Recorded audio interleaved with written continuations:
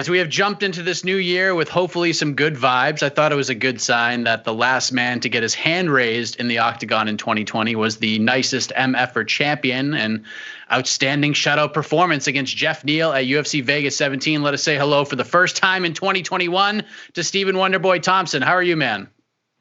Doing good, my friend. Doing good. Glad to be on with you, my friend. Glad to be on with you. Love to chat with you. It's always a good time.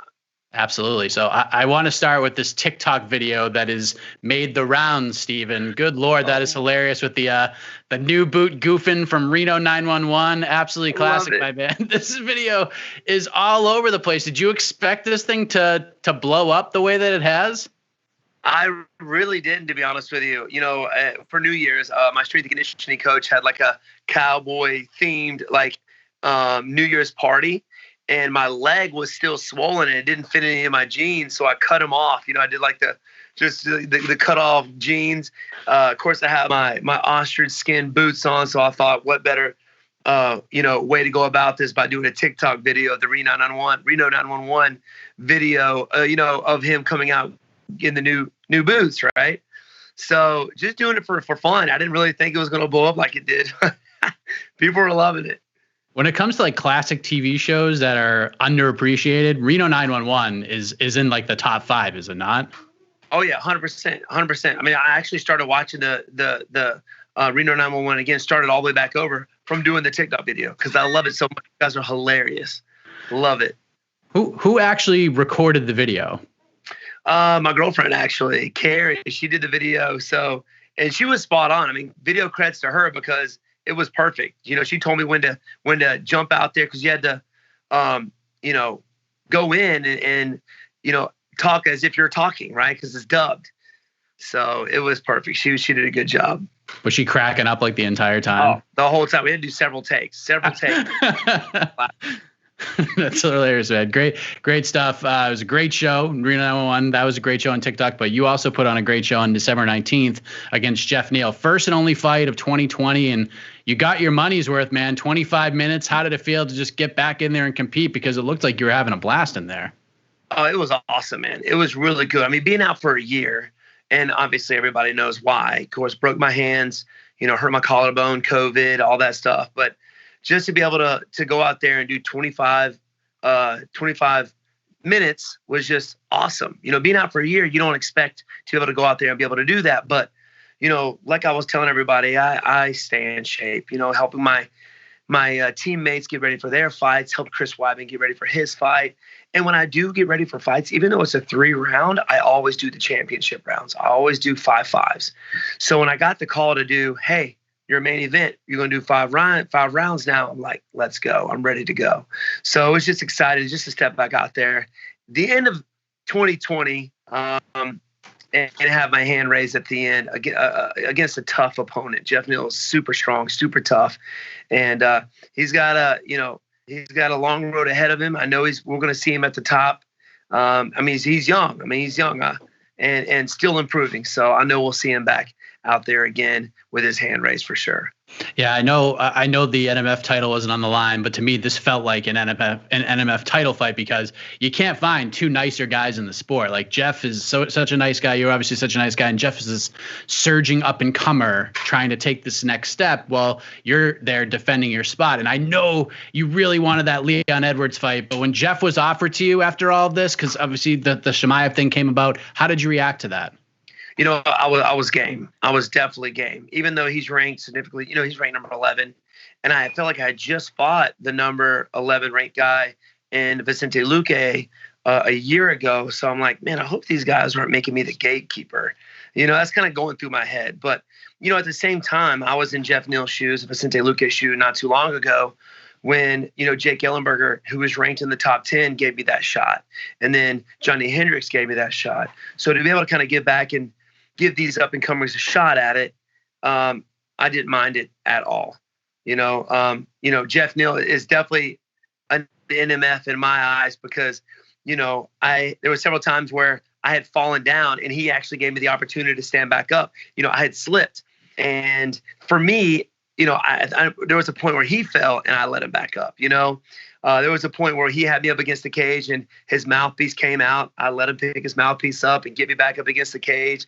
So it was the battle of the NMF for sure during that fight.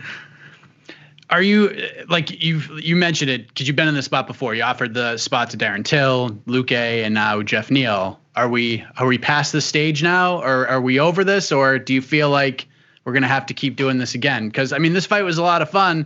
You look great, and Jeff couldn't solve the puzzle that has been difficult for a lot of other fighters. But are we past this trying to take on prospects phase of your career? I know I am. I'm definitely am. I hope the UFC is on the same page. I think I proved it my last few fights against some tough guys, some up-and-comers. Undefeated, Jeff Neal was in the UFC, and the 7-fight win streak that, Vicente Luque had.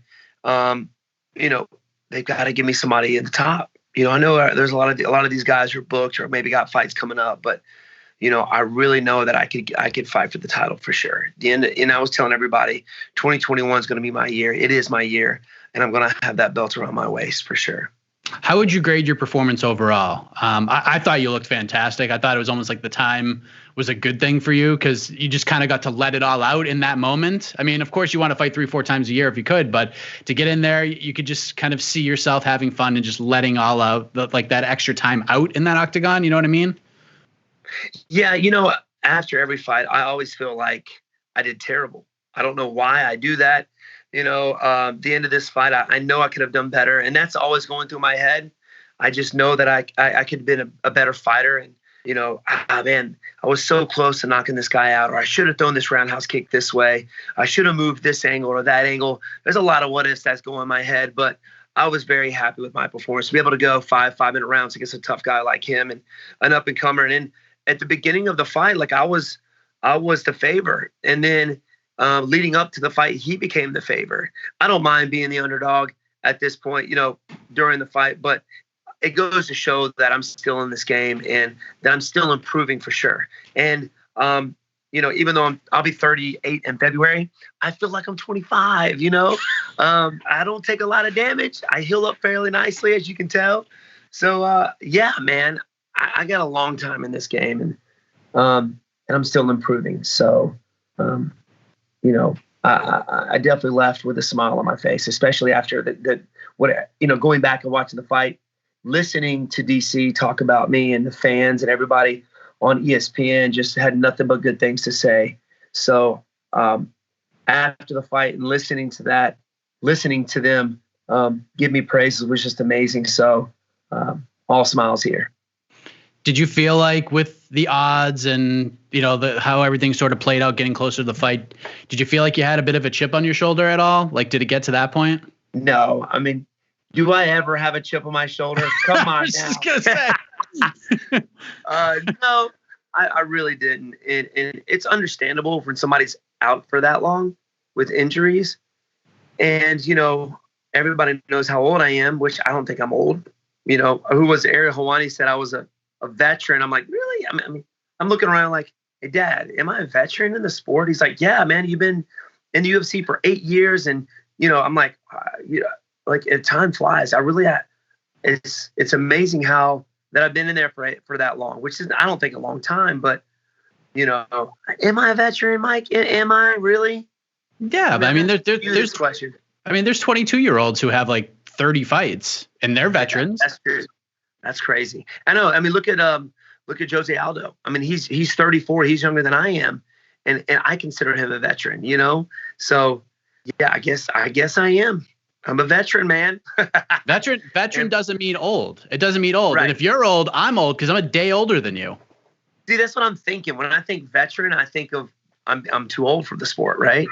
And I think that's my problem. I'm experienced. Right? Yes. Let's think of that. I'm experienced. I like that better. Yes, there's like experienced veteran, then there's like grizzled veteran. Like to me, like grizzled veterans, like a guy who's taking a lot of damage. That's like maybe 100%. Making a decision on the way out. You're an experienced veteran. Thank you.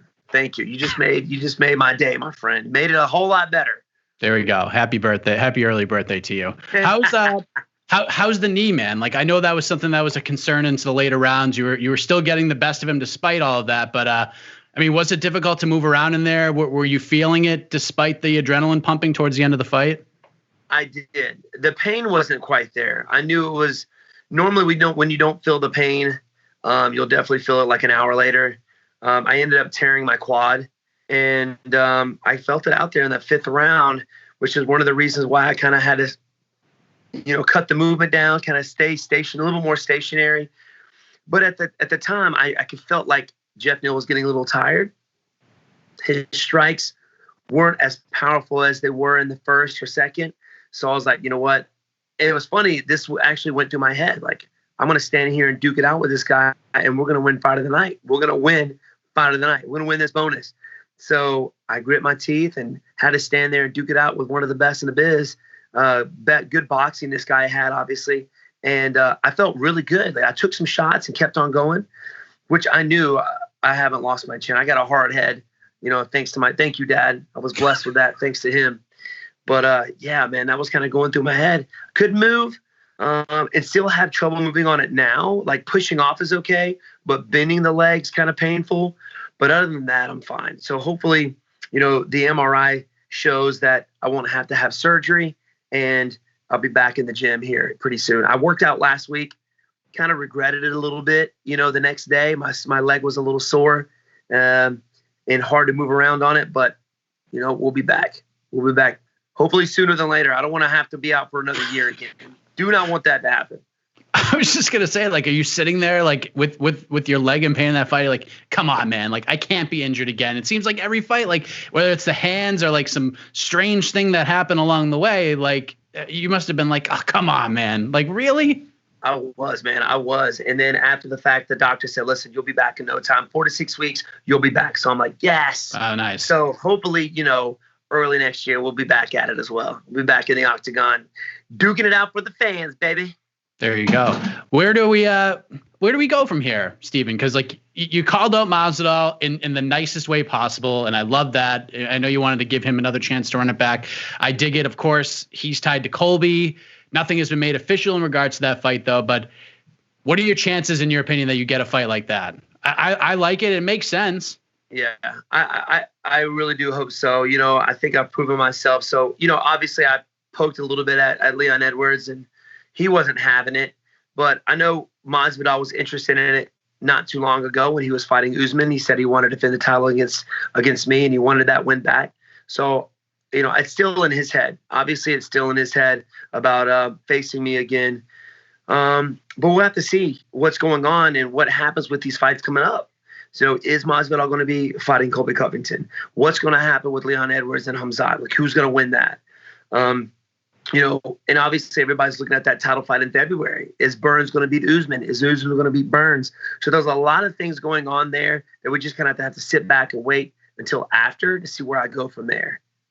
I feel like you have more options now than you did before. Like, I mean, it seems silly to say after coming off of a win, but you fought the number 11 guy. Normally, it's kind of like a stagnant position where you go from there. But I feel like you do have a lot of options now. Like, despite that, do you feel the same way? I do, and what really makes me more confident is that, like, a lot of people are talking about it.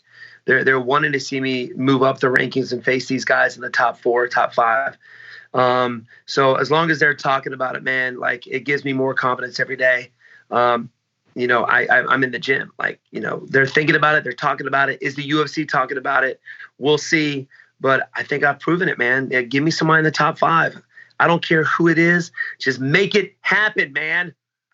Do you feel like you're the Reno 911 of the welterweight division? Like, you are the most just underappreciated guy? Because I feel that after every fight, like, you see it on social media and they're like, oh, I can't wait. And then by like the 3rd round, they're like, why do we underestimate Wonderboy? Like, why do we do this?